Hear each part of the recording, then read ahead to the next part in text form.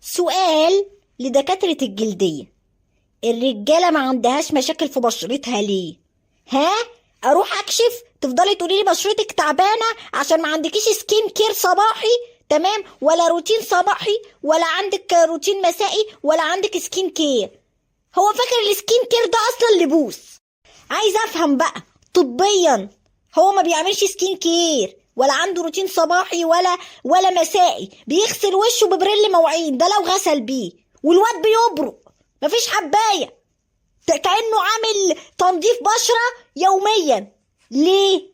انتوا بقى وانتوا بتدرسوا طب، ها؟ بشرة الرجالة عاملة زي الحية، كل يوم بتجدد نفسها تلقائي. ليه افهم ليه؟ حتى الرجالة الدكاترة تروح لهم غير الدكاترة البنات يفضلوا يكتبوا لك وش وظهر كده حاجات كتير كاتباع كليتك. تروح لدكتور جلدية يكتب لك مضاد حيوي، يا دكتور بقول لك حواجبي بتشد لفوق حط لها مضاد حيوي. ليه؟ انا عايزه افهم بقى. الرجاله بتنور ليه؟ الرجاله بشرتها صافيه سيراميك ليه؟ بشرتهم بتلمع، فيهاش حاجه، عادي. عندهم فرح اوعى بيروح لحلاق، هي دي ازمته.